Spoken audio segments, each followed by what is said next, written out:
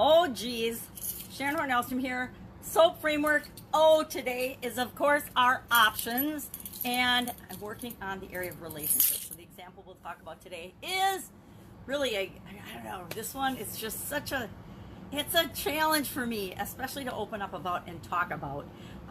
Not so much. It's not as hard as the last time I went through the challenge. In the June-July challenge, we went through a 40-day get up and go challenge. I think I talked about, I don't know, I think that was a good one. That was a good one, actually. I did my relationship with myself. That one I don't have a problem with. I know where I'm hurting and where I'm not with respect to my relationship and my beliefs in myself. But this one is an area where I have coached literally thousands of people on doing the one thing that I have not been doing in my own business. And it's a primary example of do as I say, not as I am doing in my own example, my own personal example. And that is narrowing in the online world and focusing on one primary target, ideal, dream client, dream audience, dream group, dream movement. One thing. It's the one thing. And one of the things that has saved me online from absolute positively devastating information overload, and I still get sucked into it sometimes. COVID, especially during COVID, all I wanted to do was learn, train, get better. And that's just too much. It's too much. We can't learn everything. We have to figure out a path that we want to be on and then follow the breadcrumbs of the path that's right for us. And it's different for each and every one of us. But I wondered why, it's really funny, I wondered why I was attracting so many clients, so many coaching students that were struggling in this area. Because it sounds so simple on paper, right? It sounds so simple. Think about all the things that you're amazing at. Think of all the things that you're strong at, that you're awesome at, that you love to do, and focus on a problem that you solve in that area, and then go solve that for other people. But find the ideal people that have that same problem and solve it for them.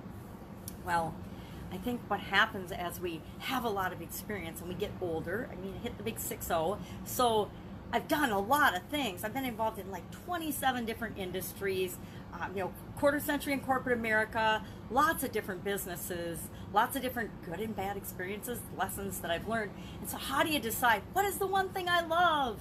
And that is what I'm doing in this challenge this week as I go through the SOAP framework. And as you can imagine, yesterday was all about what is the story I'm telling myself as to why I can't. I shared a couple of those things.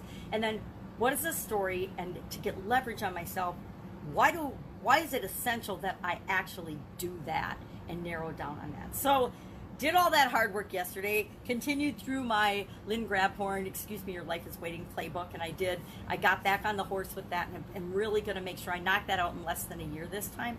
Crazy. I never thought it would take me months again, yet here I am, April, May, June, July, August, 5 months into it, and I haven't finished it yet. I haven't gotten through the whole playbook yet. And again, what is my resistance to that? I'm always asking myself, why haven't I done this thing that I think and say that I want yet? And it's always because of some excuse, which is a fear, right? We only make excuses because we're afraid of something. And that's the hardest thing, is to admit that, hey, I'm afraid of stuff too. As human beings, there are things that we're afraid of. If we truly 100% believed that we should have what we want already, we'd already have it. We would have already figured it out. But there's something standing in our way and blocking us from that. And part of the exercise and the work we did as the S, our story, our situation, is starting to just uncover and unravel some of that. I don't think that we can ever look at a single area or aspect of our life without it impacting other areas of our life. When I look at relationships, there's a whole lot of mental and emotional and probably even physical baggage that comes into that discussion, those thoughts, and the work that I'm doing in that area. So today, O is all about options. What are the possibilities to get me from where I am to where I want to go? From not having a clear, focused, perfect picture in my mind and perfect picture by my computer of my ideal client. Now, part of my excuse, I realized yesterday, the story I'm telling myself is I have dramatically switched businesses, focuses, and industries. My old ideal client, who I've been trying to hang on to, is an amazing woman. Her name is Kim, and she's always been my ideal client in the offline brick and mortar Italian food manufacturing business world, right? And she's always been my ideal client in so many aspects. And as I've moved online, it isn't a perfect fit. I mean, she's still amazing. She's still my favorite customer of all time, my favorite client of all time. But it isn't a perfect fit, especially as she has transitioned out of her physical business and is moving on with her life, as I guess am I and people my age, right? So maybe that's an indication and a clue into what I should be doing and who I should be serving and what I should be focusing on next. But that, I realized, was a huge excuse and a huge reason for my confusion and my lack of commitment to a new dream customer, a new ideal customer. So I just have to dig through my memory banks and say, okay, well, who is my current ideal customer right now? And I normally, as I'm brainstorming, and today we're going to brainstorm again at least 10 things that we can do to get us moving in the direction of where we want to be. So I'm doing at least 10 things, and I will admit I cheated and I started yesterday already in a challenge about branding, because I've been on kind of a mission, not a huge mission, but I wanted to kill Pajama Grandma, and not in a bad way, but my persona online has been Pajama Grandma for a couple of years now, and I realized that when I started and the mission and the people I was serving initially, that was a good fit. The lap style lifestyle was my way of, Pajama Grandma was my way of presenting the do what you want, when you want, where you want, with whomever you want, wearing what you want. That was my thing. And I realized that I've kind of outgrown that and I've gone in a different direction. So I've been interested and curious about branding and rebranding. So this week I hopped onto an unforgettable branding or unforgettable impact 5-day challenge. And of course, one of the cool things that we went through yesterday was how do you figure out your ideal client, your ideal person, your ideal individual to serve. And there are lots of tools available to do that and find that out. Have I done a lot of those tools? Yes. Have I shared those tools with my coaching students? Yes. Have we gone through them? Have we nailed theirs?